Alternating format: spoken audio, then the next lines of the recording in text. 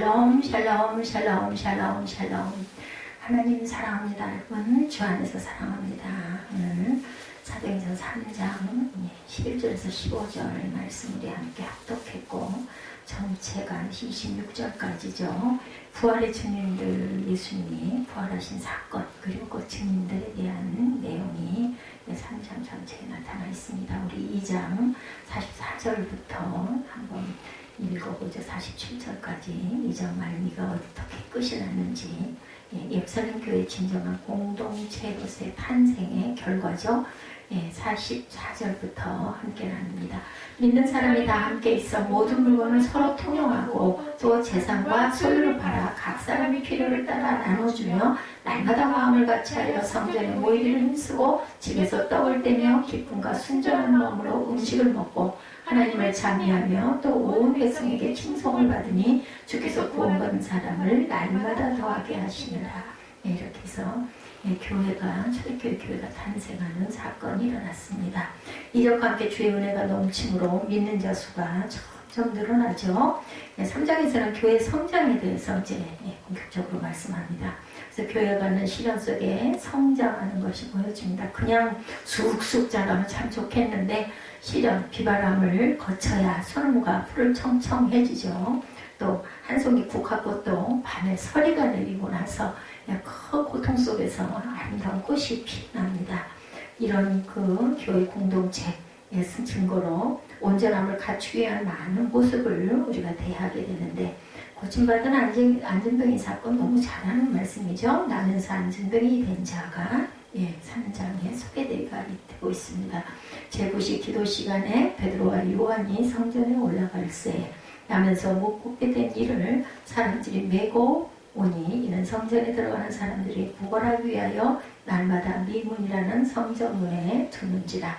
그가 베드로와 요한이 성전에 들어감을 보고 보기걸 하거늘 베드로가 요한과 더불어 주목하여 이르되 우리를 보라 하니 그가 그들에게서 무엇을 얻을까 하여 바라봅니다. 그랬을 때 베드로가 안타깝죠. 불쌍하고 줄 건 없는데 이르되 은과 금은 내게 없다. 내게 있는 이것을 내게 주노니 나사렛 예수 그리스도 이름으로 일어나 걸으라 하고 오른손을 잡아 일으키니 발과 발목에 곧 힘을 얻고 뛰어서서 걸으며 그들과 함께 성전으로 들어가면서 걷기도 하고 뛰기도 하며 하나님을 찬송하니 모든 백성이 그 걷는 것과 하나님을 찬송함을 보고 그가 본래 성전 미문에 앉아 구걸하던 사람인 줄 알고 그에게 일어난 일로 인하여 심히 놀랍게 여기더라.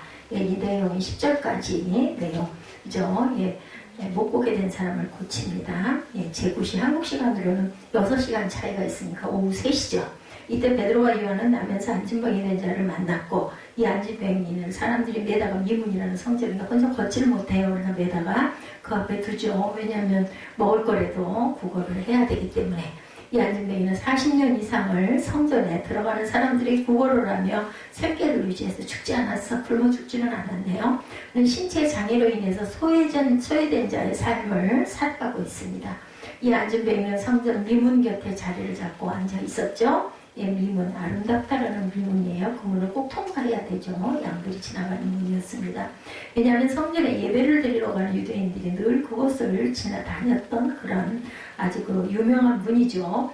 이방인들의 뜰을 지나 여인들의 뜰로 들어갈 때 꼭 통과하지 않으면 안 되는 문이었습니다.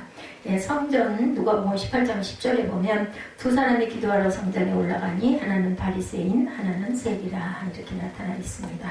나사렛 예수 이름으로 걸으라 6절에 나타나죠. 사도들은 유대인 남자들이었던 까닭의 성전 바깥들 이방인의 뜰이죠. 지나 계단을 올라 여인의 뜰 성전 내부의 첫 뜰에 들어갔고 다시 이스라엘의 뜰로 들어갑니다. 그러니까 여인의 뜰을 거쳐서 이방인의 뜰, 그 다음에 여인의 뜰, 그 다음에는 유대인들의 뜰 안에 이렇게 딱 문들이 겹겹이 있어요. 들어가는 것이 통제가 되는 구역들 자기에게 해당이 안 되면 들어가지를 못하죠. 제사의식은 좀 더 들어가 성전 가장 안쪽 제사장의 뜰로 거기에서 행해지죠. 일반 유대인들은 보통 그 안에 들어가는 것이 금지됩니다. 유대인 남자들이 들어가는 자리 그 다음에는 제사장의 뜰이죠. 거기서 제사가 행해진다. 이방인의 뜰에서 조금 더 오르면 바깥뜰과 안뜰을 나누는 성전벽이 있고 이 성전벽에는 이방인이 들어가면 죽을 것이라는 경고문이 헬라어와 라틴어로 제시되어 있습니다. 듣기만 해도 상상만 해도 으시시하죠. 그래서 성순례 간분들이 이 벽들을 그렇게 만져보고 지금도 거기 성부들이 이렇게 써 있는 것들을 손으로 만져보고 더듬어보고 한다는 이야기를 들었습니다. 이 성전에서 제사를 드리러 올라가던 베드로와 요한은 이 문에 앉아있는 안진뱅이를 만났어요. 실상 사도들은 그 사람이 구하는 그런 도움을 줄 수 없었어요. 가진 것이 없기 때문에. 예수 그리스도의 이름으로 더 나은 것을 주죠. 이 안진뱅이의 소원은 병나는 것, 일어나 걷는 것이 최고죠. 먹을 거 뭐 돈 주고 이런 것보다 얼마나 기뻤겠어요. 그래서 나사렛 예수의 이름으로, 내 이름이 아니에요. 나사렛 예수의 이름으로 이 안진뱅이는 걸을 수가 있게 됐다. 8절에 이렇게 소개되죠. 그래서 막 뛰어서서 걷고 함께 성전으로 들어가면서 막 걸어보기도 하고 뛰기도 하고 어떻게 그 순간에 그래 벌떡 일어나가지고 막 찬송까지 해요. 그러니 그거 얼마나 기적이겠어요. 모든 사람들이 깜짝 놀랐겠죠. 사건이 일어납니다. 예수의 영광이 드러나는 순간입니다. 치유의 능력이 일어나죠. 그리스도의 이름으로. 이사야 9장 6절이죠. 이는 한 아기가 우리에게 낳고 한 아들을 우리에게 주신 바 되었는데 그가 어깨에는 정사를 메었고 그 이름은 기묘자라 모사라 전능하신 하나님이라 영존하신 아버지라 평강의 왕이라 할 것이라. 예수 그리스도시죠. 치유의 능력에 대해서 마가복음 16장 17절에도 믿는 자에게는 이런 표적이 따르리니 곧 그들이 내 이름으로 귀신을 쫓아내며 새 방언을 말하며 치유의 능력이 일어나죠. 나타난 이적에 대해서 누가는 예루살렘 교회 특징으로 언급을 하고 있습니다. 사도행전 2장 44절에 교회 내에서 여러 가지 기사와 표적이 발생한 것을 말하죠. 2장 43절에 보면 우리가 읽은 그 앞절이죠. 표적과 기사가 많이 나타나니 사람마다 두려워하는데 사도들로 말미암아 기사와 표적이 많이 나타났다. 이렇게 나타나 있습니다. 이런 것처럼 사도들은 많은 이적을 행했고 특히 그리스도 이름으로 병 고치는 이적이 그때는 굉장히 그저 작게 일어났던 그럴 때 이러한 기사와 표적들은 그 자체가 목적이 아니에요. 뭐를 예수를 증거하기 위한 것이 목적이었겠죠. 이적들은 그리스도인들에게 경건한 두려움을 주죠. 안 두렵겠어요? 두렵죠. 저런 권능이 저런 기적이 막 나타나네. 우리 같아도 깜짝 놀랄 것 같아요. 하나님의 권능에 대해 또한 경외심을 갖습니다. 죽이기도 하고 살리기도 아니 뭐 일으키기도 하니 그 안진뱅이를 만들 수도 있지 않겠느냐는 거죠. 사도들의 교훈과 사도직을 확충해주는 역할 단단하게 세워주시죠. 예수께서. 그리고 그 이적들로 인해 사도들이 증거한 그리스도의 부활이 더욱더 믿어지게 하는 그런 사건. 그때였어요. 이때는 그때입니다. 누가는 본문에서 표적 중에 하나를 선별해서 기록하는데 안진뱅이가 일어나서 사도들과 함께 성전에 들어가며 걷기도 하고 뛰기도 하며 하나님을 찬양까지 합니다. 사람들은 그가 성전 미문에 앉아 구걸하던 사람인 줄 알아보죠. 40년 동안을 거기 한결같이 앉아있으니 기가 막혀 놀라 눈이 휘둥그레지는 사건이 일어났죠. 찬양으로 감사합니다. 계시록 5장 12절에 큰 음성으로 이르되 죽임을 당하신 어린 양은 능력과 부와 지혜와 힘과 존귀와 영광과 찬송을 받으시기에 합동하도다. 그죠? 어린 양 예수 그리스도는 능력과 부와 지혜와 힘과 존귀와 영광과 찬송 받으시기에 합당한 분이에요. 왜냐하면 우리의 생사 회복권을 다 갖고 계시기 때문이죠. 이적으로 인해서 놀랍니다. 마태복음 15장 31절에도 말 못하는 사람이 말하고 장애인이 운전하게 되고 다리 저는 사람이 걷고 맹인이 보는 것을 우리가 보고 놀랍게 여겨 이스라엘의 하나님께 영광을 돌립니다. 마태복음 15장에도 이런 내용들이 나타나 있습니다. 그리고 나서 이제 오늘 본문이 되는 베드로가 솔로몬의 행각에서 설교하는 사건이 11절부터 나타나죠. 11절부터 보면 나은 사람이 베드로와 요한을 붙잡으니 모든 백성이 크게 놀라며 달려나가 솔로몬의 행각이라 불리우는 행각의 모이원을 베드로가 이것을 보고 백성에게 말하되 이스라엘 사람들아 이 일을 왜 놀랍게 여기느냐 우리 개인의 권능과 경건으로 이 사람을 걷게 한 것처럼 왜 우리를 주목하느냐 우리가 한 게 아니다 라는 얘기예요. 13절에 아브라함과 이삭과 야곱의 하나님 곧 우리 조상의 하나님이 그의 종 예수를 영화롭게 여기서는 종으로 나타내죠. 영화롭게 하셨느니라. 너희가 그를 넘겨주고 빌라도가 놓아주기로 결의한 것을 너희가 그 앞에서 거부하였으니 너희가 거룩하고 의로운 예를 거부하고 도리어 살인한 사람을 놓아주기를 구하여 생명의 주를 죽였도다. 그러나 하나님이 죽은 자 가운데서 그를 살리셨으니 우리가 이 일의 증인이라. 이에 증거하는 사건이 일어납니다. 그 이름을 믿음으로 그 이름이 너희가 보고 아는 이 사람을 성하게 하였나니 예수로 말미암아 난 믿음이 너희 모든 사람 앞에서 이같이 완전히 낫게 하였느니라. 증거하죠. 그리고 17절에 형제들아 너희가 알지 못하여서 그리하였으며 너희 관리들도 그러한 줄 안다. 몰라서 그런 거지. 그러나 하나님의 모든 선지자의 입을 통하여 자기의 그리스도께서 고난받으실 일을 미리 알게 하신 것을 이와 같이 이루셨느니라. 그러므로 너희가 회개하고 돌이켜 너희 죄 없이 함을 받으라. 이같이 하면 새롭게 되는 날이 주 앞으로부터 이를 것이요 또 주께서 너희를 위하여 예정하신 그리스도 곧 예수를 보내리니 하나님이 영원전부터 거룩한 선지자의 입을 통하여 말씀하신 바 만물을 회복하실 때까지는 하늘이 마땅히 그를 받아들이라. 예, 이렇게 증거합니다. 그들에게 설교할 자연스러운 기회를 이 안진뱅이의 일어남으로 인해서 그저 증거가 되는 사건.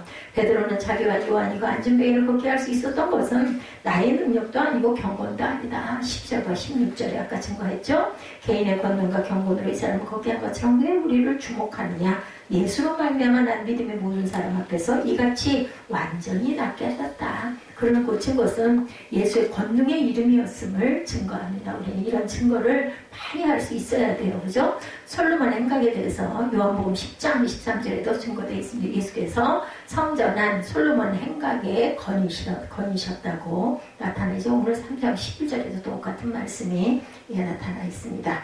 나온 사람 베드로와 요한을 붙잡으니 모든 백성이 크게 놀려와 달려나가 솔로몬의 행각이라 불리는 행각에 모였다라고 나타나 있죠. 인간이 행한 일이 아니라 요한복음 3장 27절에도 요한이 대답하여 이르되 만일 하늘에서 주신 바 아니면 사람이 아무것도 받을 수 없느니라 증거합니다. 야고보서 1장 17절에도 온갖 좋은 은사와 온전한 선물이 어디로부터? 다 위로부터 빛의 아버지로부터 내려오나니 그는 변함도 없으시고 회전하는 그림자도 없다. 이렇게 증거되어 있습니다. 부활의 증인이죠. 15절에 생명의 주를 너희들이 죽였다. 그러나 하나님이 죽은 자 가운데서 그를 살리셨으니 우리가 이 일의 증인이라. 우리는 증인으로 살라고 땅에 보내졌어요. 그죠? 베드로는 부활의 증인으로 이적을 보게 된 사건에 대해서 설명합니다. 치료의 능력은 예수께로 말미암음을 베드로는 힘있게 증거해요. 우리가 다 증인이라고 그러죠? 예수께서 3일 만에 살아나신 증인이 바로 우리들이다.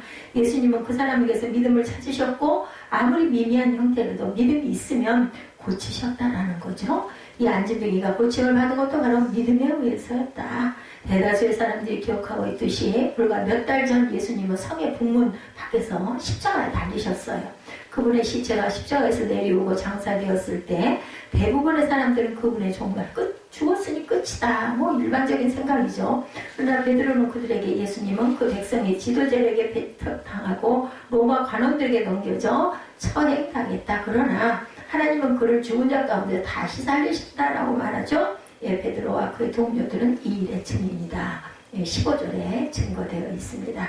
우리가 이 일의 증인이라고 15절에 담대히 말하죠. 또한 그의 하나님 보좌 우편에 앉으신 예수, 히브리서 12장 2절이시죠. 믿음의 주여 온전케 하시는 이인 예수를 바라보자. 그는 그 앞에 있는 기쁨을 위하여 십자가를 참으사 부끄러움을 개의치 아니하시더니 하나님 보좌에 앉으셨다. 예수님도 심지어는 이렇게 고난을 통과했어요. 당해야 되고 겪어야 되고 견뎌야 되고 참아야 되고 이것을 하나님이 구원해서 내 보좌 오른쪽에 앉아라 해주셨는데 하물며 우리는 어떻겠습니까? 그렇죠? 그리스도의 증인이다. 요한복음 15장 27절에 너희도 처음부터 나와 함께 있었으므로 증언하느니라 라고 이야기합니다. 처음부터 예수님 옆에 있던 제자들은 다 그거를 바라봤죠. 십자가에 못 박히는 것까지 봤어요. 하나님의 종에 대해서 18절에 하나님의 모든 선지자 입을 통하여 자기 그리스도께 고난받으실 일을 미리 알게 하신 것을 이와 같이 이루셨느니라.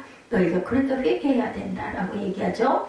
베드로는 모인 무리를 향해 예수를 소개하고 회개하여 죄사함을 받을 것을 18절에 권고합니다. 그분을 이렇게 거룩하고 의로운 자다. 25절에 보면 너희는 선지자들의 자손이요 하나님이 너희 조상과 더불어 세우신 언약의 자손이라. 아브라함에게 이르시기를 땅의 모든 족속이 너의 씨로 말미암아 복을 받으리라 하셨으니 하나님이 그 종을 세워 복 주시려고 너에게 먼저 보내사 너희로 하여금 돌이켜 각각 그 악함을 버리게 하셨다라고 증거합니다.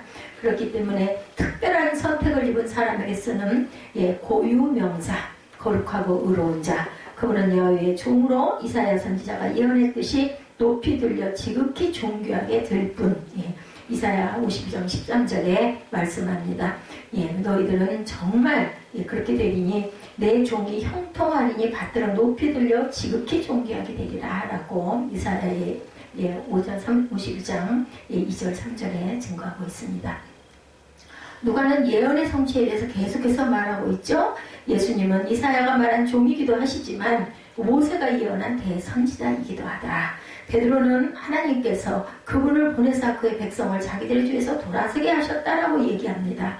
그뿐만 아니라 예수님은 또한 땅의 모든 족속에 그 안에서 복을 받을 아브라함의 후손이기도 하시다라는 거죠. 죄사함에 대해서 시편 51편 1절입니다. 하나님이여 주의 인자를 따라 내게 은혜를 베푸시며 주의 많은 긍휼을 따라 내 죄악을 지워주소서. 우리 인자가 이렇게 귀한 존재이시죠. 결론은 안진뱅이를 고친 것은 사도들이 행하는 기사와 표적 중에 하나에 불과했고 교회가 든든히 세워져가는 속에서 이 표적은 예수님의 이름을 나타내는 능력을 보여주기 위함이었다. 병 고치는 게 목적이 아니었어요.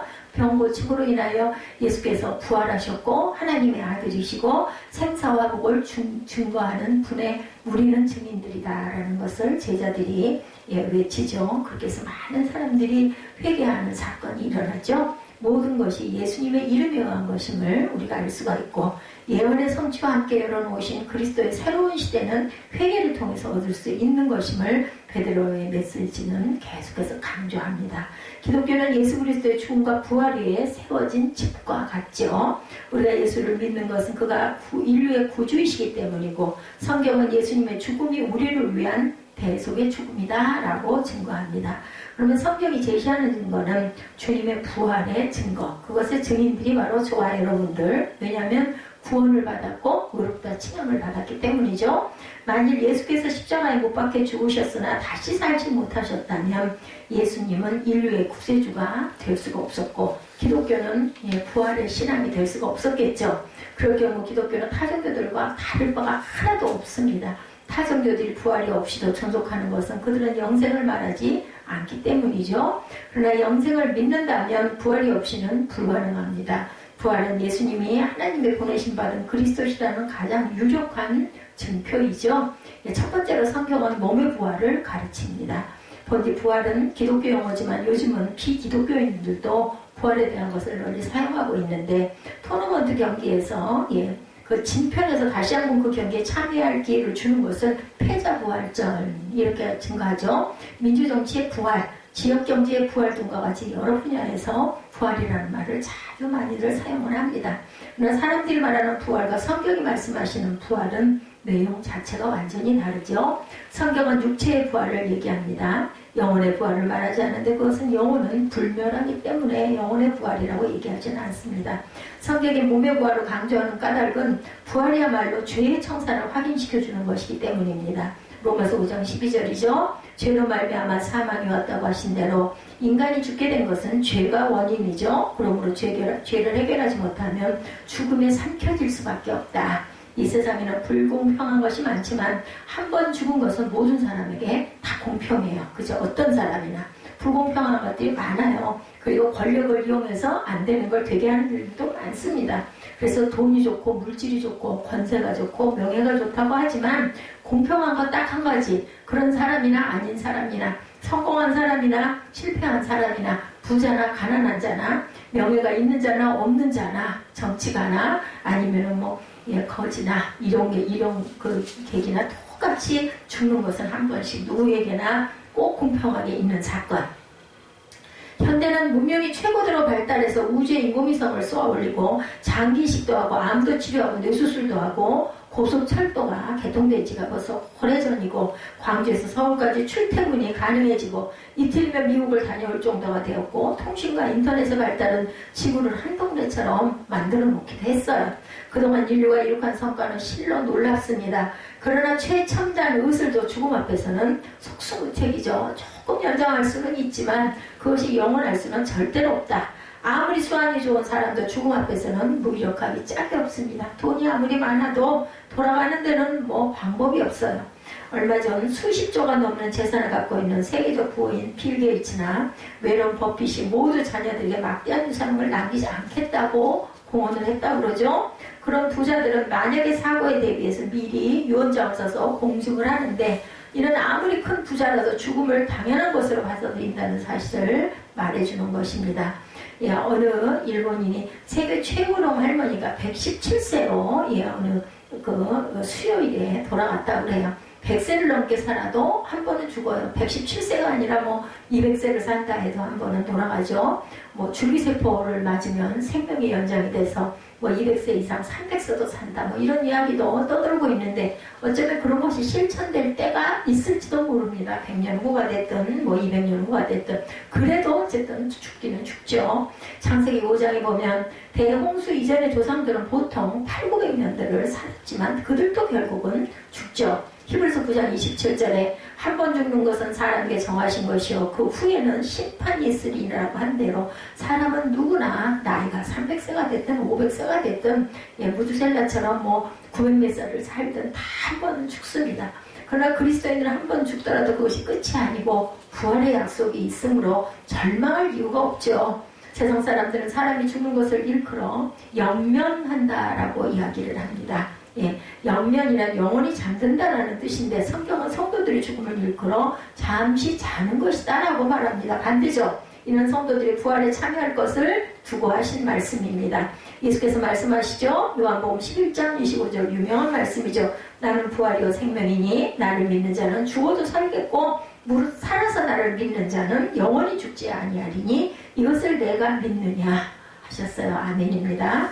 예수님의 부활은 예수님 자신이 그리스도님을 입증하기 위한 것이기도 하지만 동시에 예수 믿는 성도들의 부활에 대한 보증이기도 하다. 우리 보증서 갖고 있으면 든든하잖아요. 이거는 뭐 1년 AS 보증이 되는데, 이거는 뭐 3년, 뭐 자동차는 3년 동안 AS가 된대, 이런 이야기를 많이 합니다. 다시 말하면 예수께서 부활하셨기에 그를 믿는 우리도 부활할 것을 믿는 거죠.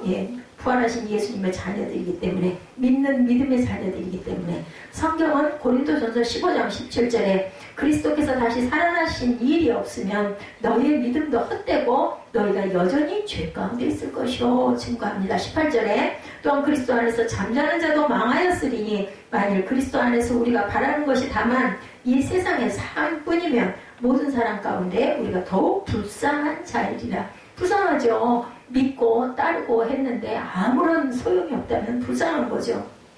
20절에 보면 그러나 이제 그리스도께서 죽은 자 가운데 다시 살아나사 잠자는 자들의 첫 열매가 되셨도다. 고린도전서 15장 20절에 이렇게 증거하고 있습니다. 우리는 잠자는 자들의 첫 열매입니다. 예수님을 가리켜 잠자는 자들의 첫 열매라고 한 것은 예수님이 죽음에서 부활한 첫 사례, 그리고 그의 자녀들 우리 또한 잠자는 들의 첫 열매의 자녀들이기 때문에 우리 또한 부활하죠. 예수께서 부활하신 것을 보아서 그를 믿는 자들도 당연히 부활할 것이라는 겁니다.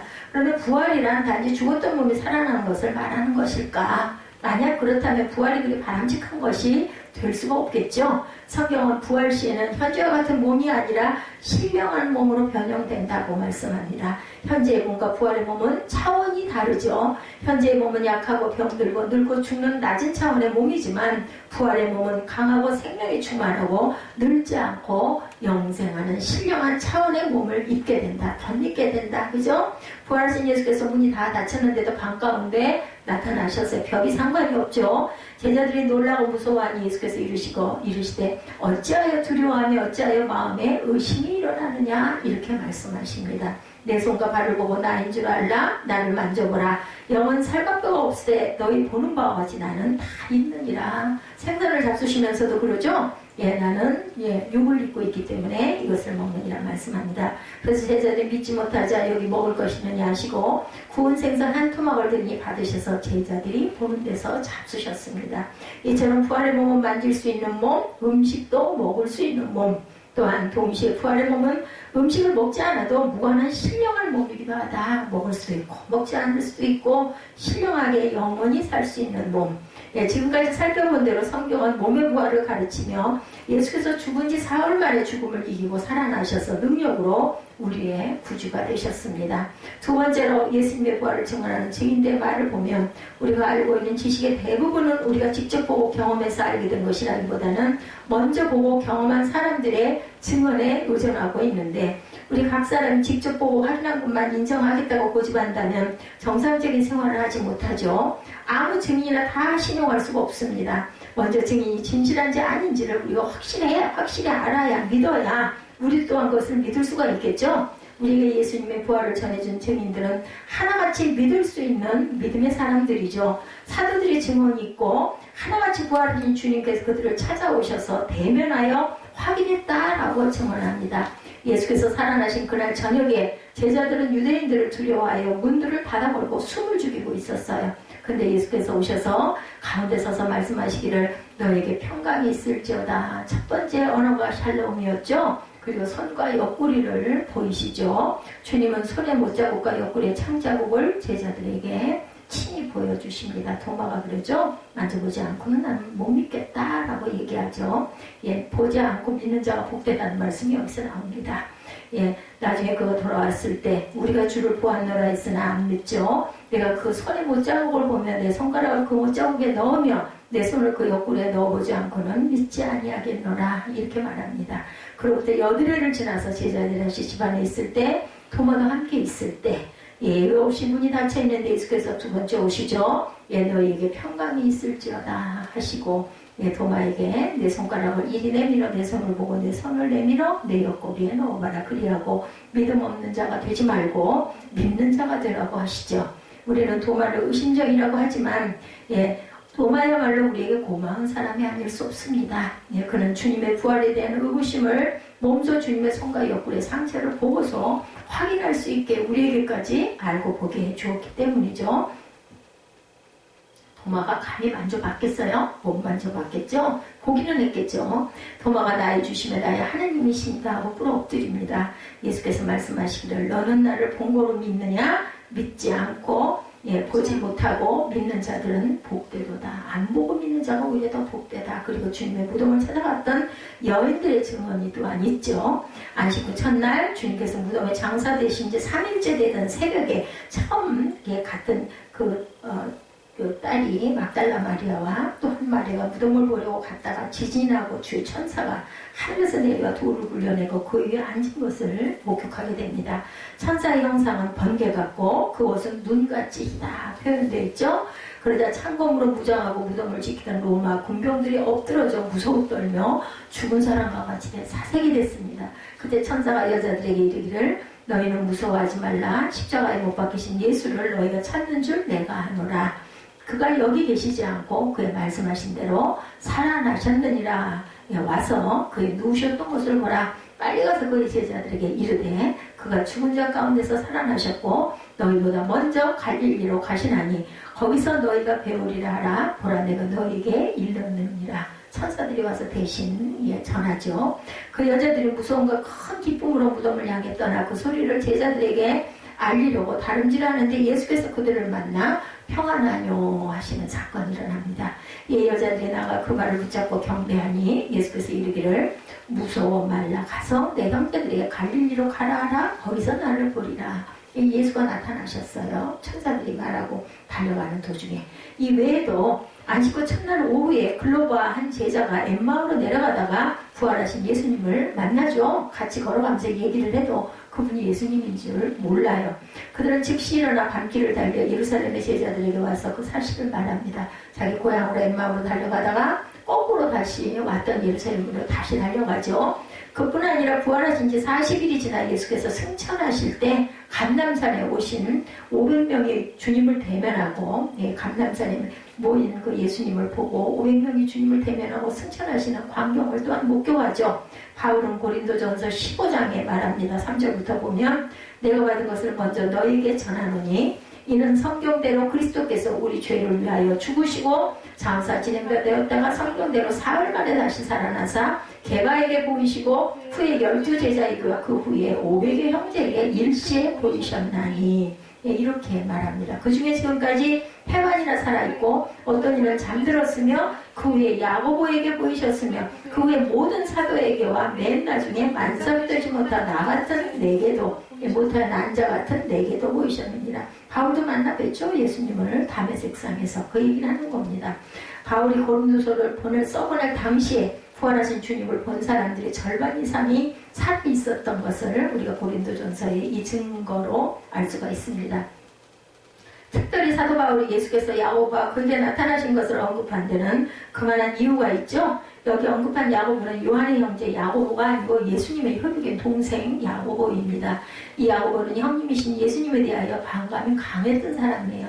예수님 살아계실 때는 이게 믿지를 않았죠. 당연히 요한복음 7장에 보면 유대인의 명절인 초막절이 가까워자 예수님의 형제들이 예수님께 말하기를 형님은 여기를 떠나 유대로 가셔서 거기에 있는 제자들도 형님이 하는 일을 보게 하십시오 하고 얘기합니다. 알려지기를 바라면서 숨어서 일하는 사람은 없습니다. 형님이 이런 일을 하는 바에는 자기를 세상에 드러내십시오 라고 권면을 하죠. 5절에 보니까 이런 그 형제까지도 예수를 믿지 아니함이로라. 약간 비웃비양거린 거예요. 그런 일을 하면서 왜 그렇게 숨어서 해? 나 가서 만나. 그리고 가서 얘기해. 당당하게 선포해. 이런 뜻입니다. 근데 부활하신 예수님을 뵌 이후로 야고보는 예수님의 혈육에 속한 형님이 아닌 하나님의 아들 그리스도이심을 알게 되고 믿게 되죠. 그래서 야고보서가 기록이 됩니다. 사도행전 1장 14절에도 마가의 다락방에 모인 120여 명 가운데 예수님의 모친 마리아와 예수님의 아우들이 포함되어 있습니다. 이는 그들이 주님의 부활을 보고 믿었다는 것을 의미하죠. 마지막으로 이래서 그 가족 구원이 가장 어렵다는 거예요. 옆에서 그렇게 보고 자랐으니 믿기가 어려웠겠죠. 사도 바울 역시 부활하신 주님을 만나 뵈죠. 아시는 대로 히브리식 이름, 이 사람 이름은 사울이었습니다. 그죠? 그 당시 로마 세계의 세 손가락 안에 꼽히는 대도시 다소 출신이었고 히브리인 중에 히브리인이라고 자부할 정도로 선민의 순수한 혈통과 전통을 지켜온 가문 출신, 또한 당대 최고의 율법 교사인 가말리엘의 제자이기도 했습니다. 바리새인 중에 바리새인이었고 율법의 의로는 흠이 없는 자다. 자신이 당당히 자부할 정도였죠. 그는 대제사장이 신임을 받을 정도 유대교의 열심이었습니다. 당연히 그는 예수 믿는 사람을 미워했죠. 지금 우리가 이단 탄압하듯이 똑같았을 겁니다. 스데반 집사가 순교할 때 돌을 던지는 자들의 증인 노릇을 했고 예루살렘의 집집마다 수색하고 기독교인들을 색출하여 채찍질하고 옥에 가두는데 아주 선두주자였죠. 그 정도로 만족할 수가 없어서 대제사장에게 권한을 위임받아서 다메섹에 거하는 기독교인들을 잡아오려고 성전 경비병들을 거느리고 다메섹으로 갑니다. 그때까지 그는 예수님을 직접 만나뵌 적이 없죠. 다메섹 가까이 이르렀을 때 우리가 잘 알듯이 화려히 밝은 빛이 그와 그의 이름을 둘러 비추죠. 그 빛이 얼마나 강렬했던지 그만 땅에 다 엎드러지죠. 그때 소리가 들립니다. 사울아 사울아 내가 어찌하여 나를 박해하느냐. 히브리식 발음이죠. 사울이라는 이름은. 그때 주여 누구니까 나는 내가 박해하는 예수다. 이런 주고받음이 있습니다. 그날 사울은 그만 그 빛을 바라본 바람에 눈이 멀고 말죠. 그는 사람들의 부축을 받아서 어느 집으로의 골방에 들어가 사흘 동안 보지 못하고 먹지도 마시지도 못하는 사건이 일어났을 때 주님의 보내심을 받은 아나니아라는 제자가 찾아와서 그에게 안수하고 형제 사울아 주곧 내가 오는 길에서 나타나시던 예수께서 나를 보내어 너로 다시 보게 하시고 성령으로 충만케 하신다고 하자 즉시 사울의 눈에서 비늘 같은 것이 벗겨지고 다시 보게 되죠. 사울은 지체하지 않고 일어나 그 시로 세례를 받고 핍박자가 되면서 예수 그리스도를 전하는데 자기의 생애를 바치게 됩니다. 그러니까 이 사울은 우리가 말하는 지금 이 고린도전서를 기록한 바울은 누구에게? 아나니아에게 세례를 받는 사건이 일어난 거죠. 우리가 사도들의 증언을 의심 없이 믿을 수 있는 근거는 그들이 하나같이 목숨을 걸고 그들의 증언을 보증했기 때문이고 사도 요한을 제외하고 모든 사도들이 다 예수 그리스도 이름을 위해 순교했다는 사실은 우리가 믿는 복음이 진실이라는 것을 입증하죠. 사도 요한은 마리아를 보필하고 듣기까지 다 돌아가죠. 세 번째로 예수님의 부활은 성도들의 궁극적인 승리를 보장해 줍니다. 이 세상은 언제나 선과 악, 의와 불이, 참과 거짓이 공존합니다. 법과 윤리를 지키려는 선량한 사람들이 있는가 하면 모범한 사람들이 있습니다. 꼭 반대의 세력들이 다 공존하죠. 평화를 사랑하는 사람들이 있는가 하면 폭력을 좋아하는 사람도 있습니다. 이웃과 더불어 사랑하는 사람이 있는가 하면 자기만 차지하려고 누리려고 하는 사람들이 반드시 있습니다. 사람들의 생명을 존중히 여겨 살리려는 사람이 있는가 하면 살상을 일삼는 사람도 있습니다. 지금도 그 세계 곳곳에 처참한 테러와 전쟁이 그래서 끊이지가 않습니다. 현재 인류 가운데 10억이 밥을 배불리 먹지 못하고 항상 굶주리고 아프리카에서는 오염된 물로 인해 많은 사람이 질병에 걸려 죽습니다. 반면에 부유한 나라의 사람들은 너무 많이 먹고 자원을 낭비해서 또한 성인병들이 걸리죠. 그러나 현실은 이 세상에 가득한 죄악과 불의와 거짓과 불평등과 가난과 질병과 폭력과 전쟁과 같은 것들을 해결하는 노력들을 찾아보기가 어렵습니다. 속수무책들로 그냥 있는 거죠. 나만 좀 어떻게 좀 남아야 되지 않겠나, 이런 세상이 되어버렸습니다. 소수의 사람들이 이를 위해서 수고할 뿐 대부분의 사람들은 관심조차 보이지를 않습니다. 그래야 이 사람들은 악과 불의를 보면 대항할 생각을 하지 못하고 피하려고 합니다. 나는 좀 어떻게 안전해야지, 이런 마음들이죠. 왜냐하면 악한 자들의 세력이 너무 강할 뿐 아니라 악에 대항할 때 감수할 고통이 두렵고 싫은 거예요. 피하고 싶은 거죠. 결국 못 본 채 하고 살면 그만이지. 시정하려고 나섰다가 피해를 보면 어떻게, 그래 봤대자 고쳐지겠어? 이런 생각들을 다들 합니다. 그래서 세상은 점점 악해져가고 사람들은 점점 무기력해져 가고, 그리고 내 위주가 됩니다. 가족 위주가 아니라 이제는 나만 살면 되지, 이렇게 돼가고 있죠. 그러나 부활의 주님을 믿는 성도들은 그렇게 처신해서는 안 되겠죠. 부활을 믿는 성도들은 악의 세력을 두려워하지 말고 대항할 줄 알아야 되겠다. 뭐 싸우라고 멱살을 잡고 고함을 지르고 욕을 하라는 게 아니죠. 사람들이 옹호하지 않고 위협을 당할지라도 선을 행하고 의를 추구하고 평화적인 방법으로 문제를 해결해 나갈 줄 알아야 되겠다. 여기서 선을 행하라는 것은 무슨 말씀인지 아시죠? 하나님의 뜻과 계명을 존중하고 예배를 소중히 여기고 증인된 삶을 담담하게 살아갈 줄 알아야 되겠다. 뭐 죽으면 죽으리라면 되죠. 그렇게 할 수 있는 근거는 부활하신 주님께서 성도들의 편이 되시기 때문에, 저와 여러분 안에 성령께서 계시고, 그리고 하나님의 보고 알고 계시고 하나님이 갚아주신다는 것을, 우리의 눈물을 닦아주실 것을 믿고 있기 때문이죠. 주님의 부활은 생명의 죽음을 이겼다는 것을 보여주는 사건입니다. 주님의 부활은 정의가 불의를 이기고 사랑이 미움을 이기고 참이 거짓을 이겼다는 것을 보여줍니다. 종교개혁자 마틴 루터는 혼자서 로마 가톨릭과 교황의 세력을 상대로 선전포고 95개 조항을 써서 벽에 붙인 사건이죠. 그것이 바로 종교혁명으로 일어납니다. 황제가 그에게 소환장을 보내서 의회에 참석하여 신문을 받으라고 했을 때 많은 사람들이 죽을 줄 모르니 가지 말라고 만류했어요. 그러나 루터는 말하기를 마귀의 수가 의사당의 기와장만큼 많을지라도 나는 가겠습니다 라고 외칩니다.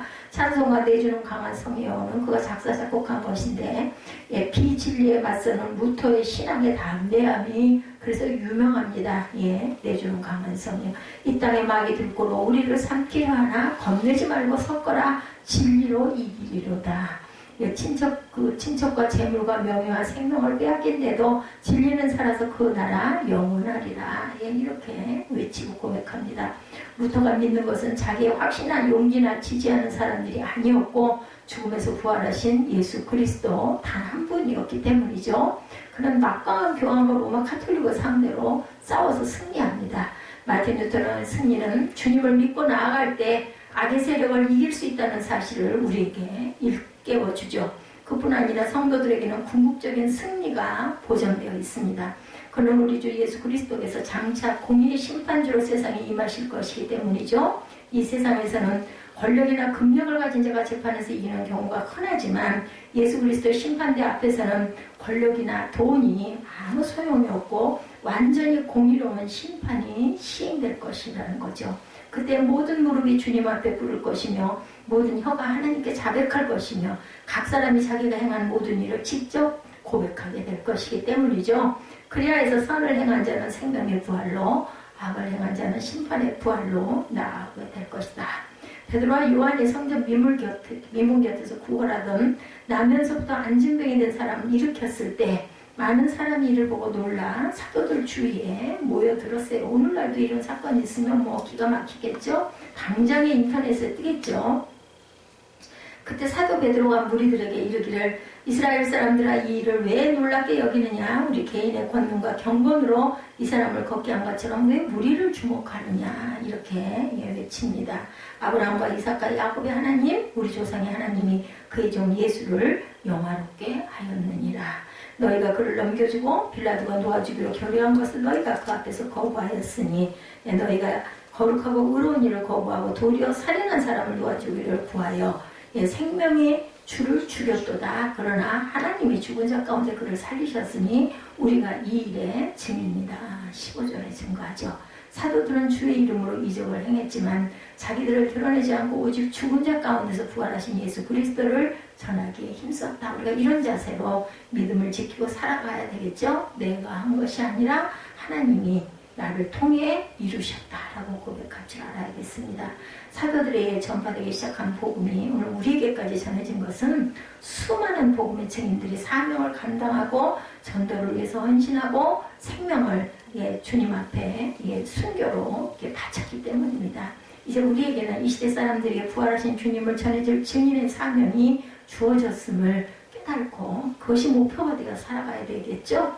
열과 성을 다해 귀한 증인의 사명을 감당하여서 강림하신 주님께 의의 면류관을 받아 쓰는 저와 여러분 세민 성도들이 되시기를 주님의 이름으로 축복합니다. 오늘은 사도행전 3장 말씀을 통해서 예수 부활의 증인들 안진뱅이 사건을 통해서 드러냈던 사도들의 고백을 우리 함께 묵상하고 나눠봤습니다. 죽은 자 가운데서 그를 살리신 부활의 생명, 그것으로 인하여 우리 또한 부활의 영광을 함께 누리게 되는 자녀들, 믿음의 자녀가 된 것을 감사하면서 하나님께 결단과 찬양으로 영광을 돌리도록 합니다.